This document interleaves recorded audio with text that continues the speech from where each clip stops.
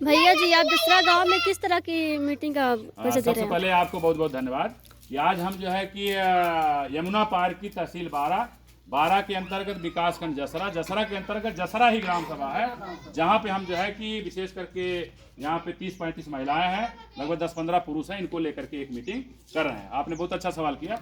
ये मीटिंग विशेष करके है कि हम सब पिछले साल आज़ादी का अमृत महोत्सव मनाए थे। अमृत महोत्सव ये था कि हम सब आज़ादी के अमृत महोत्सव में हर घरों पर तिरंगा झंडा फहराए और साल भर घर पे तिरंगा झंडा फहरा था। इस बार भी 15 अगस्त जब आया है तो हम लोग फिर आज़ादी की जो है 75 के बाद 76वीं वर्षगांठ मनाए। लेकिन जो हम लोग आज़ादी का अमृत महोत्सव मनाए हैं, कहीं से आह्वान हुआ था, उसके अनुसार हम लोग आज़ादी का अमृत महोत्सव मनाए। लेकिन देश की आज़ादी के 75 साल में यहाँ जितने लोग खड़े हैं, ये सब भूमिहीन खेतिहर मजदूर हैं। इनके अगवारे पिछवाड़े इतनी भी जमीन नहीं है साग सब्जी उगा सके।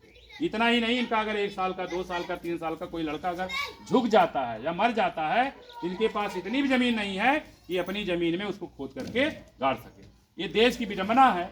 और भारतीय संविधान में बाबा साहब ने लिखा है कि ये पहली बार मानवर काशीराम साहब ने अभियान चलाया कि जो जमीन सरकारी है वो जमीन हमारी है। और बाबा साहब ने देश के अंदर जो जमीन है उसके राष्ट्रीयकरण की बात करी। देखा जाए, देश की आज़ादी 75 साल बीत गया, कोई भी सरकार जमीन के राष्ट्रीयकरण के मुद्दे को चू तक उसकी आवाज नहीं करी। सब ठाठ से बैठे हैं, राजा रजवाड़ा तरह जो है शासन करना चाहते हैं, लेकिन बाबा साहब ने संविधान में जो नीति है, जो कुछ लिखा है, उस पर कोई काम करना नहीं चाहता है।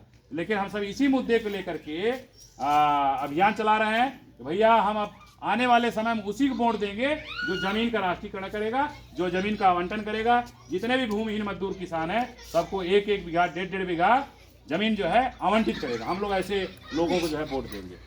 तो भैया जी, इस मीटिंग का मुख्य लक्ष्य क्या है? आपने बहुत अच्छा सवाल किया। इस मीटिंग का मेन लक्ष्य यह है, अब हमारे बहुजन समाज के जो हाशिए पर रहने वाले अनुसूचित जाति के लोग हैं, इनको अपने अधिकारों को, जो संविधान में निहित अधिकार है, उसके विषय में इनको जानकारी हो रही है।